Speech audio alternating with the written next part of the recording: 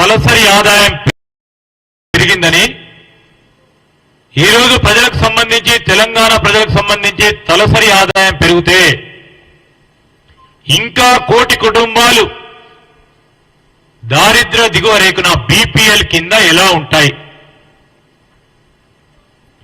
మీరు వీటన్నిటి విషయంలో ప్రధానంగా ఆలోచన చేసి ముందుకెళ్లాల్సిన సందర్భాన్ని కూడా గుర్తు చేస్తా ఉన్నాం. ఈరోజు మీ అందరికీ కూడా తెలుసు, పార్లమెంట్ ఎన్నికల తర్వాత బీఆర్ఎస్ పార్టీ అడ్రస్ గల్లంతైతుందనే భయాందోళనతో పార్టీని రక్షించుకోవాలి, ఆ కుటుంబాన్ని రక్షించుకోవాలని చేస్తా ఉన్న ఈ తంటాలు ప్రయత్నాలు ప్రజలు గమనిస్తా ఉన్నారు. మీరు రిలీజ్ చేసిన ఈ బుక్లెట్ వల్ల బీఆర్ఎస్ పార్టీ తన పరువు తాను తీసుకున్నట్టు కనబడతా ఉంది. ఈరోజు పార్లమెంట్లో బీఆర్ఎస్ పార్టీ తరఫున పోటీ చేసే అభ్యర్థులు లేకపోవడంతో ఏ విధమైన ప్రయత్నం చేస్తా ఉన్నారు, ఏ విధంగా మాట్లాడుతూ ఉన్నారు, భ్రమించి మాట్లాడుతూ ఉన్నారు, ప్రజలందరూ కూడా గమనిస్తూ ఉన్నారు. ఈరోజు తెలంగాణకు సంబంధించిన శాపం, పాపం, కోపం ఈరోజు బీఆర్ఎస్ పార్టీ.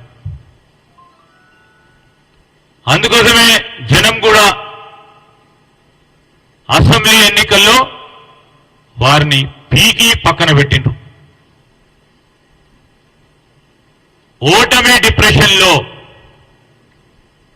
అధికారం మా దగ్గర లేదు అని అసహనంతో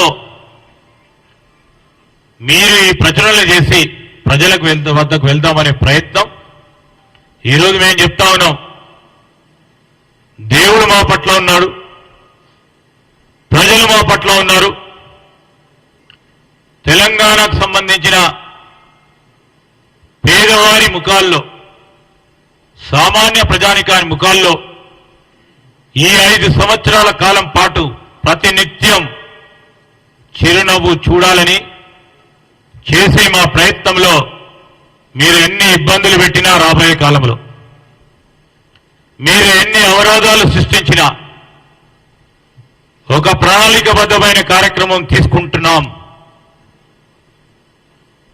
ఆర్థిక క్రమశిక్షణతో మేమిచ్చిన, ప్రజలకు చెప్పిన గ్యారంటీలు, మా మేనిఫెస్టోలో పొందుపరిచిన అనేక హామీలని తప్పకుండా అమలు పరుస్తాం. 100 రోజుల్లో గ్యారంటీలకు సంబంధించి అమలును ప్రారంభోత్సవం చేస్తామని మేమిచ్చిన మాట పైన నిలబెట్టే అంశంలో ప్రజలకే ఒక ఉదాహరణగా నిలబడి 2 గ్యారంటీలను 42 గంటల లోపలనే అమలు చేయడం జరిగింది. ఈరోజు మేము అడుగుతా ఉన్నాం టీఆర్ఎస్ పార్టీ వారిని, ఎందుకయ్యా ఇంత తొందర? ప్రజలు ఇచ్చిన తీర్పుకు గౌరవించాల్సిన బాధ్యత మీకు లేదా?